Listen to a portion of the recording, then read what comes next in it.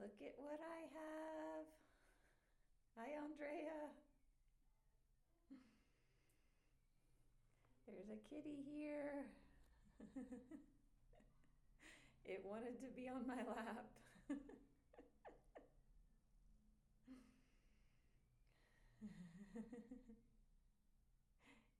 Say hello to everybody. And look at behind my shoulder. There is a black cat figurine. You did, Andrea, last night?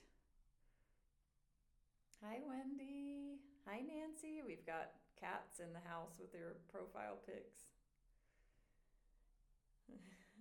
Wow. Did you forget until right now, Andrea? He's purring away, or she. I love cats. Look, you just can't make this up. There's this black cat figurine right here. Okay, where are you going to go? He tried to jump on the computer. Oh, wow. Interesting. Awesome. Hi, Nancy. Other Nancy. Hi, Jessica. So there's like a ledge up here, and he was up there earlier, and I was like, please don't get down before the live stream, and then he got down. But he was like perched up there above this figurine. Oh, interesting. Lots of black cat synchronicities. Yeah. I love having his energy around. He might want to go out. We'll see. Anyway, good morning, good afternoon, good evening. Excited to be here with you today for our Michael Singer live stream. Haven't done this one in a while, and I've scheduled some live events for the rest of the month, so make sure you RSVP to those. Hi, Rose. Yeah, we've got, I think I have another Michael Singer. We've got our SML weekend series. We have the Way of Mastery. Okay, kitty. He's smelling around in things. I don't want him clawing at my suitcase. He's getting inside the suitcase. Okay. I'm in an Airbnb and the cat is here, so. Hi, Jeff. Hi, Joanne. What are you doing? Yeah, so I wish I could take him with me to my new place. And, oh no, I was afraid he was gonna start clawing. What are you doing? Meow, meow, meow. You know how cats can be. He's very talkative, but I don't want him, doing this on my stuff or peeing on my spraying or whatever. Go lay down somewhere. Sorry, y'all. If he doesn't settle himself soon, I will settle him outside. So, yeah, I love the energy of animals around. Okay. Why is he choosing right now to get into things? Hold on. Abe. Meow, meow, meow, meow. Or you want to go out?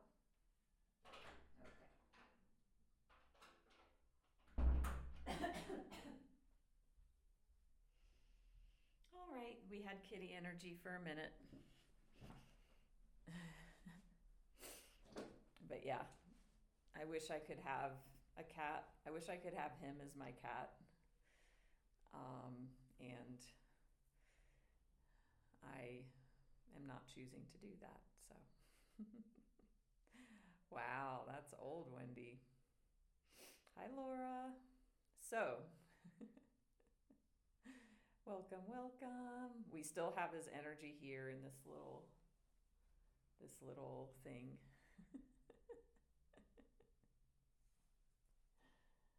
So, can someone look up black cat meaning and post it? That'll be fun. Hi, Rochelle.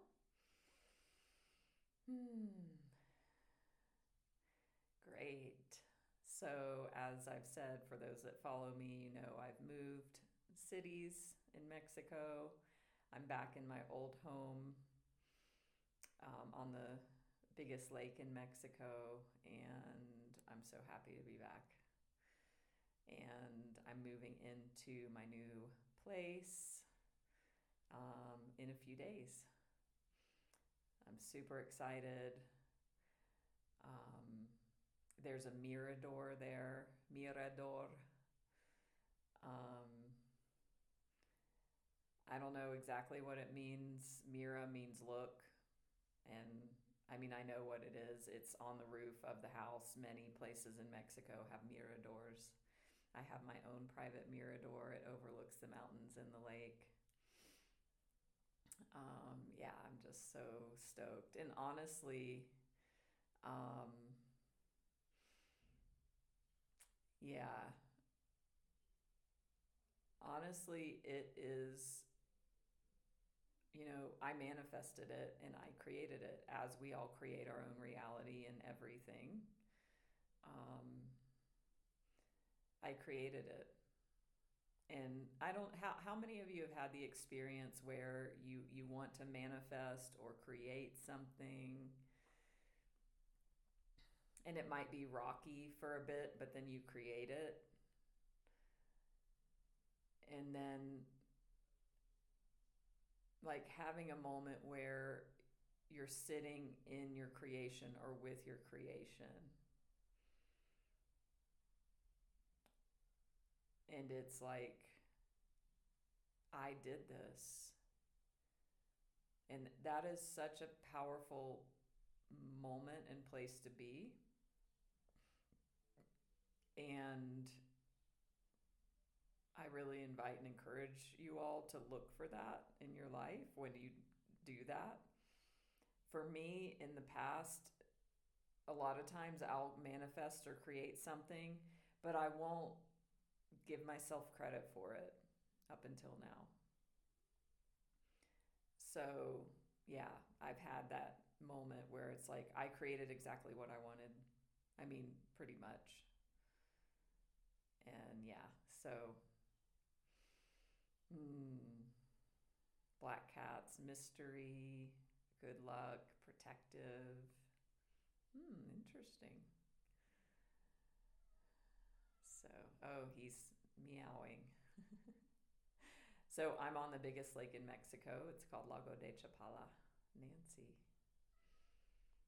And it's amazing. The energy here is powerful. It's beautiful. It's heart opening. I knew this already. I've lived here for a couple years off and on, so I'm not new to this place. And also, I moved away in May 2019. I haven't been back since May 2019 until Christmas 2 weeks ago, and then now here I am again. So,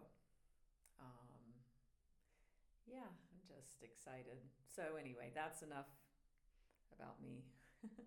Let's dive into what we're doing here today, which is our Surrender Circle live stream series with Michael Singer. We're going to be finishing or continuing listening to the talk, Cultivating the Discipline to Free Yourself.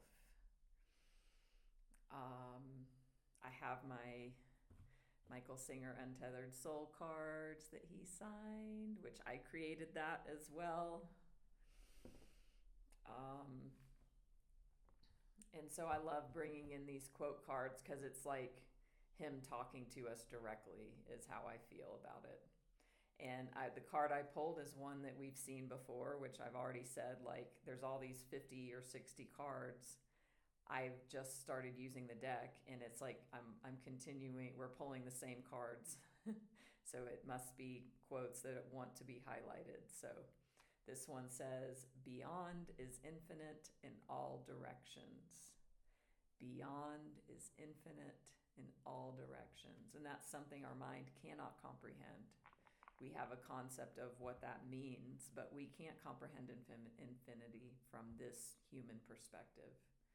So we can just touch into it and use language in which there's not adequate language to describe infinity, but we can touch into it. And that's what I love in Conversations with God. We just finished that book series, and yeah, in the end of the book, it gives us a glimpse of infinity. And then I looked at the bottom of the deck, and we've had this card already too. It says, "Your God is in ecstasy, and there's nothing you can do about it." And if God is in ecstasy, I wonder what he sees when he looks at you. And you could say she, it, whatever words you want to use. Your God is in ecstasy, and there's nothing you can do about it. And if God is in ecstasy, I wonder what he sees when he looks at you.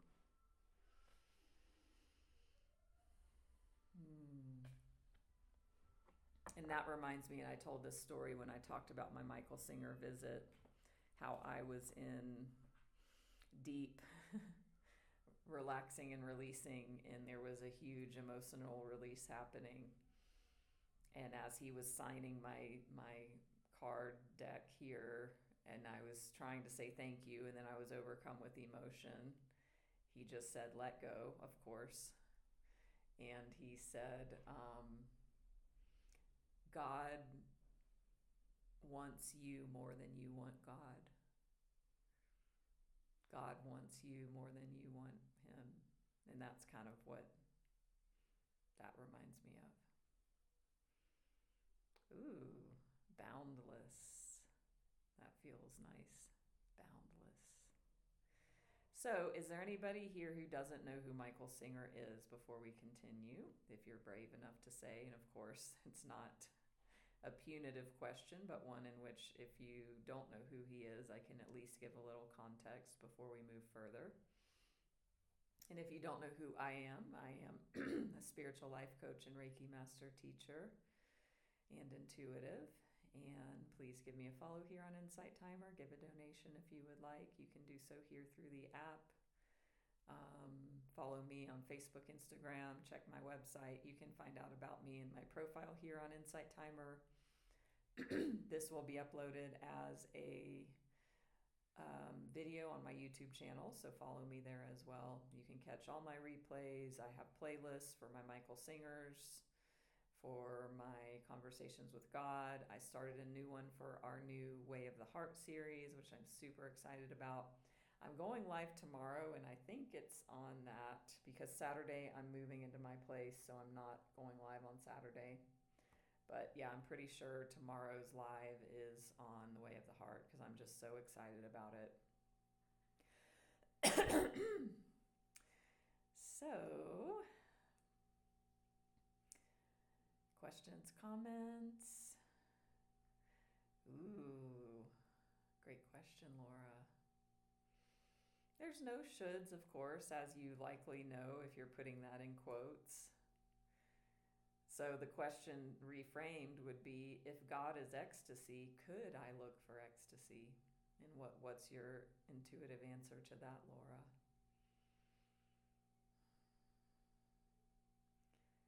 And it fits in line with his teachings, which are Hindu and Buddhist based.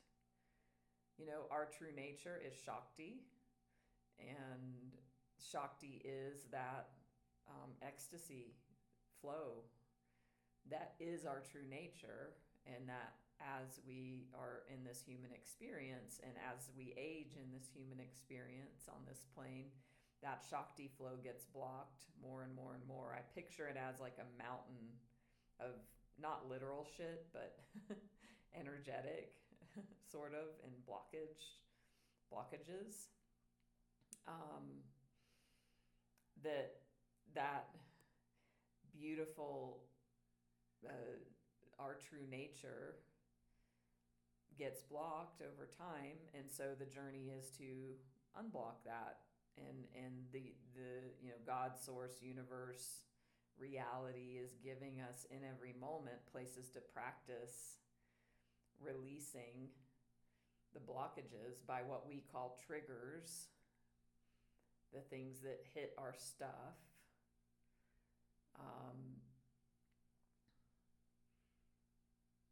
That is the indicator of what's ready to be released right now and to be healed by our present moment awareness and by our allowing it to move through us.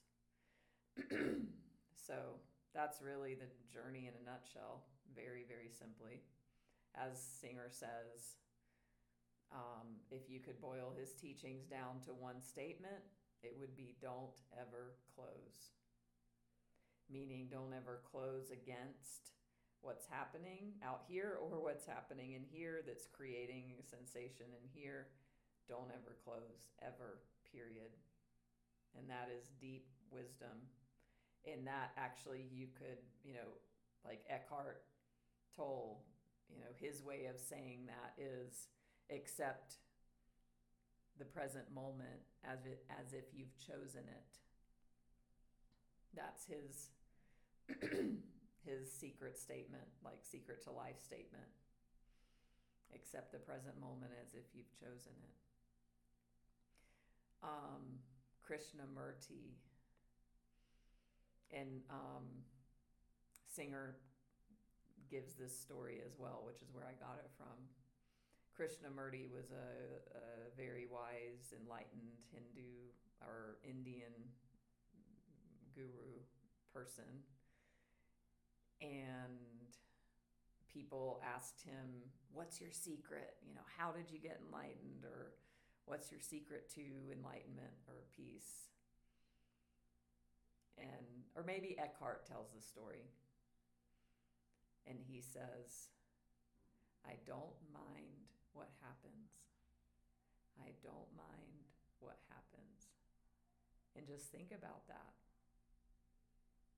We mind what happens all day, every day. We mind. It bothers us. So this enlightened being's secret, I don't mind what happens. What if you were to even bring that in, like 5% more into your day of not minding what happened? How would that shift things for you? So we are going to continue listening to this talk. It's called Cultivating the Discipline to Free Yourself. If you want the link, send me a private message. And so I just play it, and then I stop it, and we discuss. So I invite you to be very present as you listen and not be divided in your attention. And just to be present and listening and, be surrendered in the moment.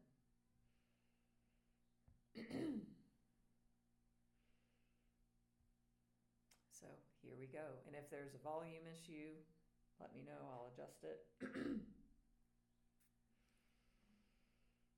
we go. Mind, physical being, your interaction with life. What about your emotions? People don't get it. People do even spiritual teaching, do all kinds of things concerning those emotions. You just decide how you want it to be. It's yours. Your heart is a gift that was given to you by God. It's a beautiful thing. It's beautiful. You want to be neurotic? You want to be scared? You want to be insecure? You want to be angry? You want to be jealous? Is that what you want to do with your heart? That's like I gave you a skill so to build a building. You want to cut your arm off? You can do whatever you want with whatever you got. It's your choice. Not a wise thing to do. You look at your heart and you say, oh heart, I have seen you feel peace. I have seen you feel compassion. I have seen you feel beautiful love. I would like to live there. I would like to live there. I would like to be in that fountain. And just like with the mantra, and just like with your practices, you say to heart, we're going to come back there when we waver. That's all. So if you start getting jealous, you start getting scared, you start getting insecure, start feeling angry, I'm not going to fight with you. I mean, if you don't think you fight with mine, don't ever fight with a heart, okay? I'm just not going to go with you. I'm not going to go with you. I'm going to again permit the energies to release and come back to this place, which is no different than japa. It's japa of the heart instead of japa of the mind. And all that japa of the mind and japa of the heart is getting up in the morning, brushing your teeth, taking a shower, eating what you decide to eat. It's just discipline of setting for yourself how it is that you're going to set it so that it doesn't have to be the way that this neurotic nut would have it be. But it's not about the discipline in of itself. Don't get into it. Don't get into, oh, I do better than somebody else. It's about the self, you, the consciousness, regaining control of their kingdom. As funny as it seems, it's about the times you don't want to do it. Ultimately, it's about deciding, no, I'm going to do it anyways. Every time you decide, nah, I'm going to do it anyways, you have let go of the control that that part had over you. And the next thing you know, you're in charge. You're back. You're here. I'm pausing there because that is such an important point that we could spend an hour talking about. Did y'all get that? Did that land? So he said japa, J-A-P-A, japa of the heart, japa of the mind. Japa, I think it has a couple different meanings, and those that know, please correct me if I'm wrong. But japa is a practice. Hey, Lori. It's basically, what I understand it to be is like repeating a mantra with your mind. And really, like, mantra practice can be something you do 24 hours a day, that you have your mind rest on a mantra. And then that gives it a place to land instead of getting caught in all the bullshit of the mind. So what he's saying is this is when we're coming from being from the heart, because earlier in the talk, he was talking about, working with the mind and all of that. And now he's shifting into working with the emotions and working with the heart. And that the practice of japa of the heart is just like with a mantra you repeat and your mind rests on the mantra, you bring your awareness back to the feeling sense of being in the heart center. So the japa of the heart is, you go off, you forget, whatever. Instead of coming back to a mantra, you're coming back to the felt sense in the center of the chest, in the spiritual heart, in the heart chakra, if you will, and resting there. And then he says that he talked about this, you bring it back when you don't want to, when you don't want to do it. Every time you exercise your will over the part that doesn't want to, you're letting go. Like you're diminishing the power of the ego, of the personal self, of the egoic mind. And you are regaining power, like in the true self, if you will. So I've been talking about this a lot with my coaching clients, because it's coming up, of like doing your daily practice. It's more important even when you don't want to. when you don't want to is the most important time to do it. And I've been talking about that too. I've talked about it here. And like, I do this Tibetan 5 rights yoga practice every morning. It's very simple and it's short. It's about the fact, like even this morning I did it. I did my meditation and then I thought, oh, it's coffee time. And then I thought, oh, but you didn't do your yoga yet. And then there was a thought that was like, oh, but you can do it after you have coffee. And then it was like, there was another thought, no, you are doing it now before you have the coffee. This is it. This is exactly an example of cultivating the discipline that he's talking about. How many times do all of us, but think about for yourself, do you give in to, oh, well, I'll just, because nobody will know. Nobody knows but us. Nobody knows but me that I am making myself, unless I tell you, do my yoga before I have my coffee. And it seems like such a mundane thing. And also, this is where we build the practice. So we do it in meditation, even like the japa of the mind, okay, we're sitting down, we're meditating. Oh, I'm thinking about tomorrow. I'm thinking about that I'm going to have coffee after my meditation. I'm thinking about yesterday when XYZ happened. And then I'm lost in thought. Okay, great.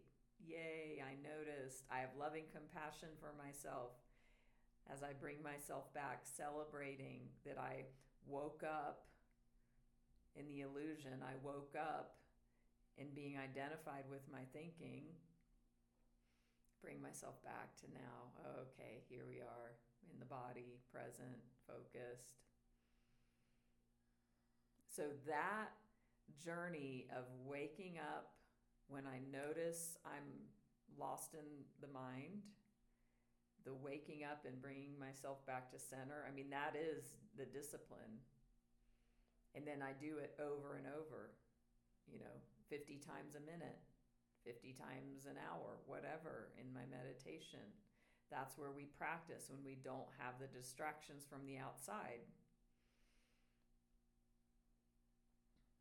And even then, we get up from our meditation cushion. We go out into the world. If you are going to practice japa of the mind, I'm out, I'm doing this, I'm doing that. Oh, I'm totally lost in my thinking again. I noticed.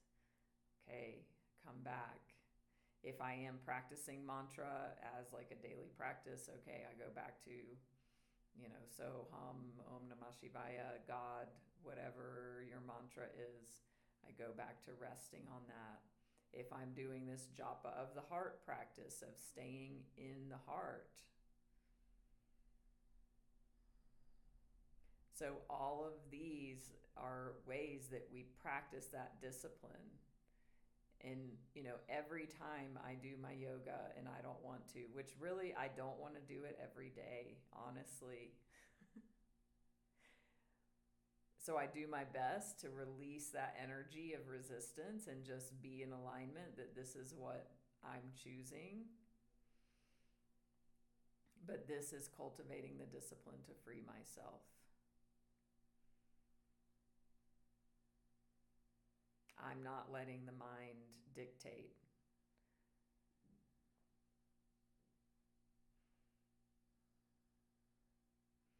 Yes, Lori, all of our suffering and negative emotions is all in the mind. That is a fact.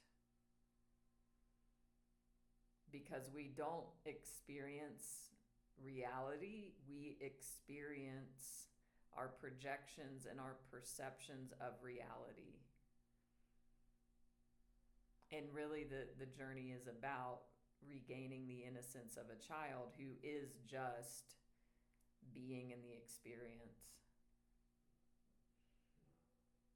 So, coming back to the heart and exercising that discipline. Now, what do you want to do with your regained consciousness? What do you want to do with all this energy that now is not scattered running all over the place? Every time you ever find the clarity of realizing you're there, just ask, who am I? Who is watching all this? Who is asserting this will? Come back into the self. So discipline of mind, not control, but just, it's more a matter of finding a fixed place and letting go of the rest. That's the word I want to use. And it's very subtle, isn't it? How to deal with the mind. Find a fixed place and let go of the rest. That is not control, forcing it to be the other way. Just release. And what will happen is all the energies will come back to you. I'll tell you a couple of things that will happen. I've told people this, and not until they really do it do they understand how honest I'm being. You think of yourself as having a certain level of intellect. Maybe smart, maybe not so smart, whatever it is, okay? Look at me. You have no idea how smart you are. None. I'm telling you, you could compete with Einstein. There's nothing particularly important about the physiological being that gives the power to the mind. It is a question of discipline, and it's pranayama. It is pranayama. You've seen Swami Chidananda, some of these other old ones, is that right? Chidananda is like 70, 80 years old, and he does all those weightlifting and all that kind of stuff. Like, he's a little guy, and he's old, and he wins these I'm talking about stuff that nobody could do, but he's a yogi. He can channel his energy, and by channeling your energy, the body that doesn't look like it could do something that shouldn't be able to do it can do anything. It is the same with your mind. Will you look how much energy is wasted in your mind? Will you look for a minute? The neurotic nut monkey mind that's just running around doing all the stuff it does, worrying about everything, battling with itself, all that you've suppressed, anything you've ever suppressed in your whole life is still there and you're still suppressing it. Otherwise it would have come up. How much energy is that? Understand that? How much thought goes on in there that has nothing to do with what you're trying to read and focus on? What if all of that was part of your intellect? Because it can be and it should be, right? I am telling you, you are brilliant. Not smart, brilliant. And I've watched people who think they can't do anything, who just, their experience through school or through this or through that is that, they ain't so smart, not so left brain, right? Sit there and through yoga start to focus, and all of a sudden they're doing all this stuff, and they're doing math, and they're doing this, and they're doing left brain stuff, and then they're better, and they're better. And I've just seen total blossoming. God, they just don't teach you right. They don't let you understand. They say find out what your talents are, and then go do those. You're talented everywhere. You're talented to do everything. You can be great. It's all a question of, will you please look how much energy is wasted? Look how much heart mess is going on. And when you put your heart into something, that's what they say, boy, he puts his heart into what he's doing. You're good at it, aren't you, right? How much you put your heart into? You kidding? Your heart's a maniac. Most of the time, the best you can do is get away from it. It's something to run away from. It's like a volcano that you wish you could just go about your business without the thing freaking you out. That's what most people think they have a good day, right? If the heart didn't bother them and knock them off the bike. Because, boy, it can go crazy. What if all of the energy that you ever felt, all the power of anger, all the power of lust, all the power of love, all of that power, it's a lot of power, isn't it, that can come from your heart, was channeled into what you're doing, into the task at hand, into the thoughts that you're having, into what you're doing. Are you kidding me? How much more would you be rather than what it is now? That's what happens if you work with these things. It is not about renouncing. It is not about right and wrong. It is not about better and worse and getting good at something. It's about realizing I'm great. My true being is great. And I'm not practicing any of that. in any way. Look what you give in your relationships. You know what you give to your loved ones? The biggest mess that they could ever be with. Like, you feel comfortable being a baby and being a whiner and a complainer, and you think, oh, but well, of course, and this is the person that loves me. What are you, nuts? A lot of times people are just their weakest, wussy self around people who they're very close with. You should be giving beauty to the people that are around you. You You shouldn't be taking from them, expecting things from them. And the last thing in the world that you give somebody else is the weakest part of your being. What kind of bargain is that? For that I fell in love, to get the weakest part of your being? It's crazy. So you work with your heart. And you sit there and say, this is what we're going to do, just like you work with your job and you work with the disciplines outside, right? Does that mean you can feel love all the time? No. It also doesn't mean your mind's going to be quiet all the time, but it does mean you set the post. And when it starts wandering, you're letting go and you're pulling back to the center. You work with your heart. You do not let that heart go berserk and go crazy all over the place and get all weird. You watch it carefully. Don't suppress the energies or you will lose your heart. You don't want to lose your heart. You want to release the energies that come up and stay fixed in a fixed place within your heart. If you will do that with your external life, if you will do that with your mind, if you do that with your heart, what I just said to you will take place. You'll have a totally different life. Everything, your relationships, your intellect, your finances, health, every single thing will be totally different. And it won't make any difference to you, because what will happen spiritually will be so beautiful you couldn't care about the rest. This is pranayama. You've heard the word. Pranayama is the channeling of the life force. That's what you're going to use to teach. Control of the life force. Those are the lectures he gave at Carnegie Hall in the 30s. Control of the life force. That's true pranayama. What is the life force? That which is making your mind go berserk. That which is making your heart freak out at the times that it freaks out the most. That is your Shakti. That is your chi. That is the energy. That which is nervous energy that keeps here. When he sits there with the remote control, changing channels constantly over and over again, that's non-pranayama. It's like, there's non-controlled life force, okay?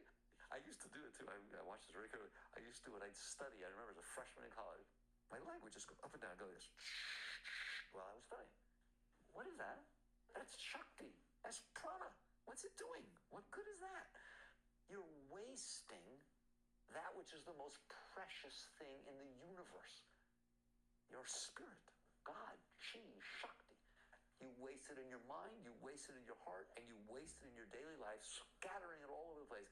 And then you wonder why, I can't do too good. What if you straightened all that out? What if all of that energy was at your command? When an athlete becomes great, how do they do it? Practice, practice, practice. What is different than what I just talked about than what they do? They just practice and practice and practice and practice and focus and practice and practice until what? Until they have more of their life force going into that golf shot, going into that punch, going into that thrown ball, going into that whatever they're doing. Same thing with a musician. Till they have so much of their being, their whole being, going into that. Right? I guarantee you, whether it's football, whether you're a conductor, whether you're playing an instrument, whether you're playing golf, if your mind's doing what ours do, you ain't very good. If Tiger's sitting about to take that putt and it's going, oh my God, I wish my father was here. I can't believe he didn't see this thing. That putt ain't going in a hole. Right now, right? And if you talk to him, he'll tell you he was training for early. His doesn't do that. That's what I loved about those movies they made about golf. I don't remember their names, but they literally tried to show that state. They tried to use cinematography to show going into that into that state of total one-pointedness when they took their shot. That is what happens to a great athlete. You are an athlete of life. That's what a yogi is, and a yogini. You're an athlete of life. That's your sport. That's your lila. And your whole being belongs to you. Mind, heart, body, interaction with life. It's yours. You are super conscious under all conditions. You know what's happening in your mind. You know what's happening in your heart. You know what is happening, and you are directing that prana, all of it, to go where it's going, all right? Until it becomes totally natural. Wherever you look, it all goes. Whew, imagine that. Your whole being. And so spirituality and spiritual growth is so beautiful. It's your whole life. It is your whole life. And now you understand what pranayama is. Pranayama is not nostril breathing. Pranayama is control of the life force. And control of the life force is control of the life force, right? It is the channeling of all these energies, all this chi, all this Shakti that's flying around completely and utterly out of control. You throw away 99% of your life every minute. It's just thrown away into into wasted thoughts, wasted feelings, wasted energy, wasted fears, wasted desires, wasted junk, okay? And you can't live. You don't have to do that. All of that can be yours. And this is how you work with it. And you'll catch on. If you were to try to work with this yourself, you will catch on that these disciplines of setting the post down for no reason, don't get into you're great because you're doing it. No. Better to have the humility to, oh yeah, I have to do these disciplines because I'm so screwed up. All right? Don't get into it. It's not a thing. But you'll start to see that now you have a choice. That's what it's all about, having a choice. Because you set a standard, you'll see what deviates from that standard. And eventually, you will sit there and love the experience of keeping the energies harnessed and channeled because of what it gives to you and does for you. Truth is, I've just talked about yoga. That's yoga. We just talked about. That is the science of yoga. All right, work with these things. Jagged. Breathe deeply.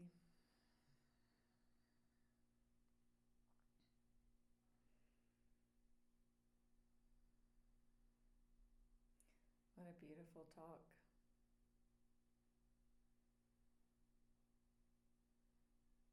Questions, comments? Did that land? Did it resonate? You call bullshit? Is there understanding or not?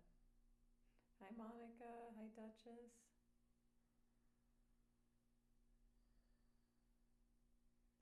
I loved his explanation of pranayama. And yeah, I mean, my basic understanding of it is yogic breath practices. And he is explaining it in a much bigger, more comprehensive way of the channeling of the life force energy. And then what's possible when we channel that and what's available and how we waste it. Could you relate to what he was saying about the wasting of the energy? And yeah, if you just think about the mind, the constant neuroses of the mind, planning, worrying, wanting, and then the resultant energies in the heart, fear, anxiety, frustration, anger, jealousy, impatience. That's a lot of energy.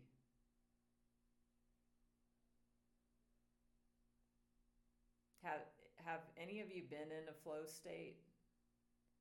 You know, I love the examples of, you know, the sports and the creativity and the music, and or maybe cooking for some of you.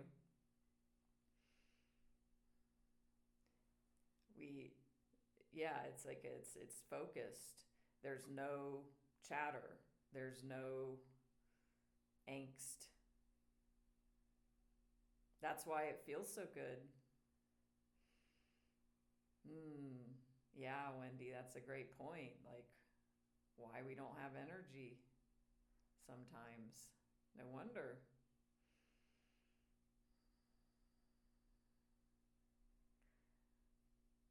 So it's like coming back to then, okay, like my example of me choosing to discipline myself by doing my yoga before having the coffee. That simple, it looks like it's tiny little thing, is much bigger than that. And it's over and over and over. This, you know, our life is our practice. Our life is the playing field. Our life is, you know, sitting down at the piano every day and doing scales, as he talks about. And what if we live in a friendly universe, so every single occurrence and every single moment and every single thing is actually the love of source, universe, whatever, divine intelligence, higher mind, creative, whatever, God,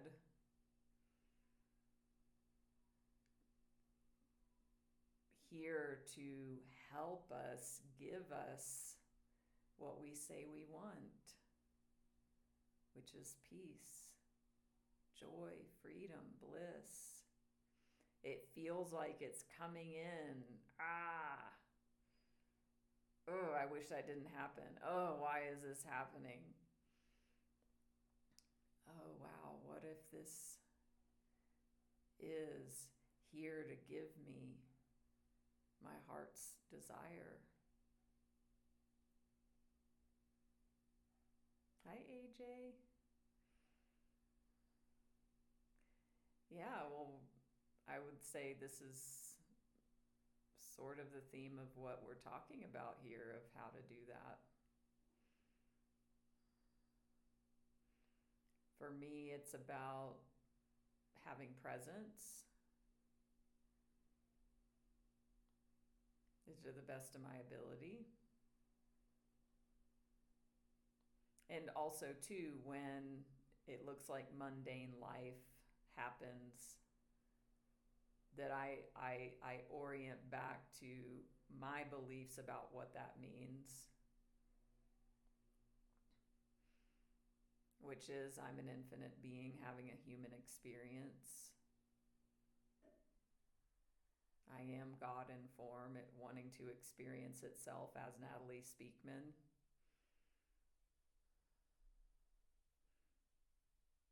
Everyone's a messenger, everything's a message for my healing and my growth and my best and highest good, even and especially when I don't think so. And it's really about ultimately a shift in perception from fear to love. It's a correction of the illusion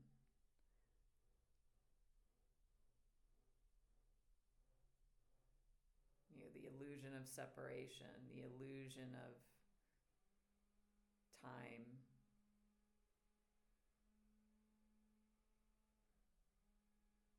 And I read this in Our Way of the Heart the other day, the egg story. I know many of you were here for that. And this year, we're diving deep. So if y'all want to come with me, we're diving deep into the heart. And in his talk, the part we just heard about the heart, living from the heart, which is a different form of intelligence. And great point, AJ. Thanks, Lori. Because after we listened to the part and then I stopped it and then we went back, he talked about basically, working with yourself, coming back to the heart. And then he said, you asked the question, who am I went to a Buddhist center yesterday and it was a beautiful experience. And we just meditated in silence. And, I have all these tools and techniques that I get to practice. And so I was working with the Ramana Maharshi practice, which is, and you can do it in meditation or not, but every time you notice thinking, which for me is every single second, or whatever, I know that my mind is off, to just think, to whom do these thoughts arise? Thinking. Oh, wow. I notice I'm lost in thought. To whom do these thoughts arise? Me. Of course, that's the answer. Me. To whom do these thoughts arise? Me. Who am I? Who am I? There is, and you feel into that answer. It's like a Zen koan. What is the sound of one hand clapping? Or if a tree falls in the woods and nobody is there to hear it, does it make a sound? These sorts of mental queries that put the mind into a state of don't know mind or empty mind or yeah, peace. So, hi, Nisha. Um, yeah, I mean, this is how Ramana Maharshi taught to become enlightened. Who am I? And last night in the Buddhist Center, we talked about the Heart Sutra, which is I'm not my senses, I'm not my seeing, I'm not my hearing. There's like this huge list. It's like, what? Who am I? What am I? Yeah. Hi, Marcus.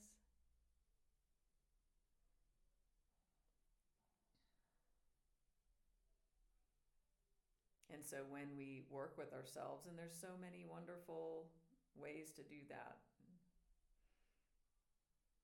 And Singer, in his book, The Untethered Soul, he has a chapter on Ramana Maharshi, and he has a chapter, I think it's even called Who Am I?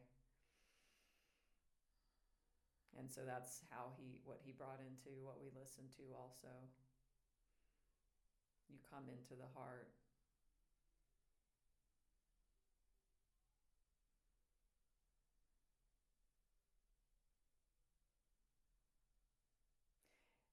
I don't know if it was him or Ramana or somebody said, I think it was Ramana said, the question, who am I, is like a stick that you use to stir a fire. And that the longer you use the stick, the more it gets burned up, right? If you're playing with a fire with a stick and you do it long enough, I mean, the stick's going to get burned away. So the question, who am I, is like that, in that eventually it burns away the egoic mind.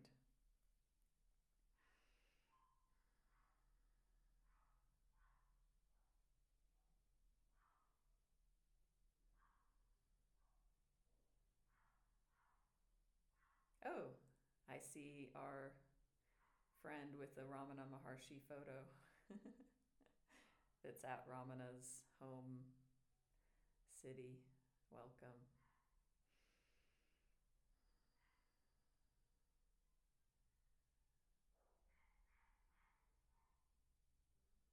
We are this, we are the beyond, we are the boundless, we are infinite in all directions. That is the truth of our true nature. And we just forget, and it's okay. It's not wrong, it's not bad. We're exactly where we're supposed to be right now in this moment.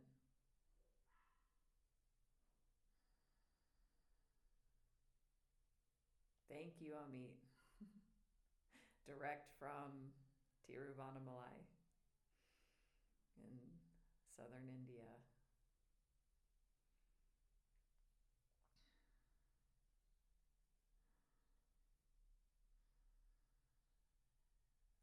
Okay, welcome home.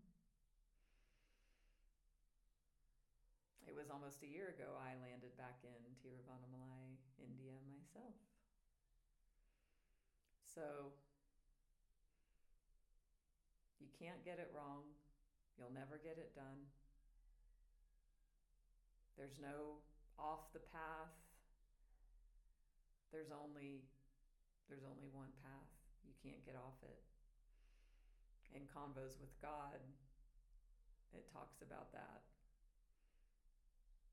Neil Donald Walsh is like, why do we do this? What is the freaking point? And God's like, there's nothing else to do. So this is it. There is nothing else to do.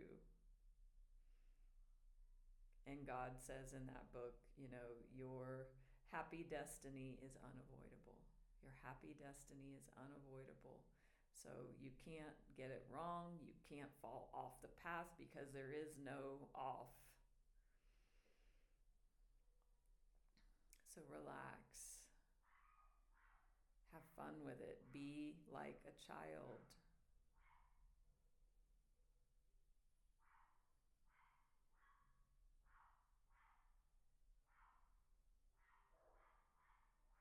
Unless ye becomes like a child, you cannot see the kingdom of God. I think I'm misquoting that, but that is the truth in the Bible. We must relearn how to see the world and ourselves with that innocence. When we look to see with innocence, then it just like all the fear goes.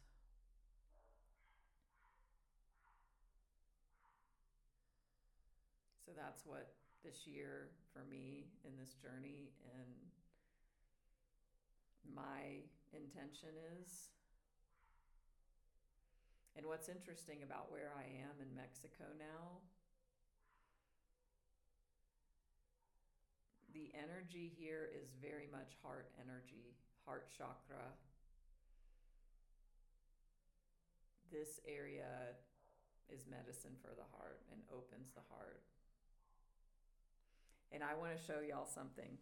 I was going to wait, but I'm going to do it now.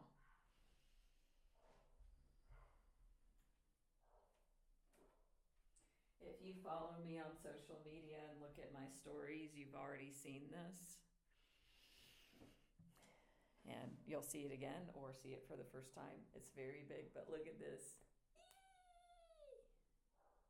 If you don't know what that means, this is what it means.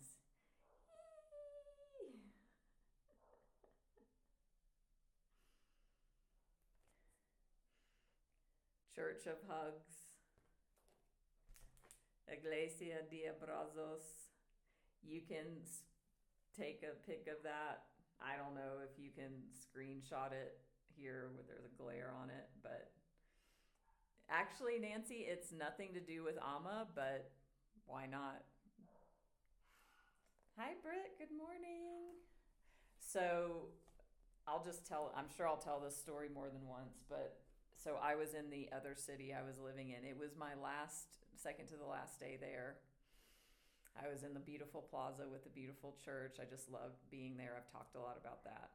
And there was this man with that sign holding it up in the middle of everything. And I was just like, oh my God, the minute I saw him, I was like, I want that. I want to do that.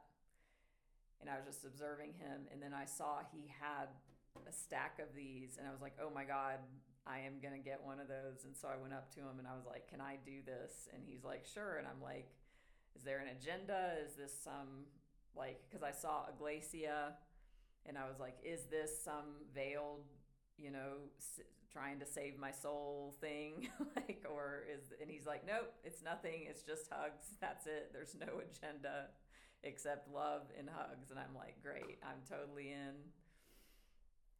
He told me this story. He started it just himself and he had his story about that. So I just, I joined him, held up the sign, started hugging, and it was amazing. And I'm going to be doing that here. So it was just such a beautiful last experience at that plaza for now, for me to bring this heart energy to this heart energy here in this village. And then I did tell the guy, Nancy, I was like, oh my God, I just realized Amma is my guru. I know she's my guru, but I'm like, hey, she's the hugging saint. So of course I want to do this. Because Amma is actually my official guru. She has given me a mantra, which is the thing that gurus do. So, yeah. So I'm all about coming from the heart this year. When you're in the heart, when you're relaxed in the heart and you're not in fear, not in attack, not in defense, not in suspicion, not in viciousness, then there's just love and innocence and peace and presence. So that's my japa for the year, is coming back to the heart over and over and over and over and over and over and over and over and over.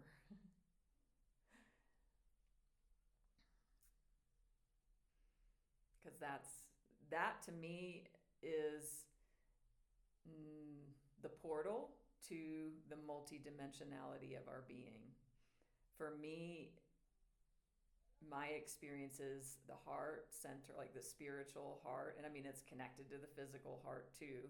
But that is like the multidimensional portal that connects body, mind, soul, spirit, infinity. To me, that's where, the answer to everything lies. Jackie Yama. So I will see y'all tomorrow for Way of the Heart, I'm pretty sure. Yeah. So join me. Much love.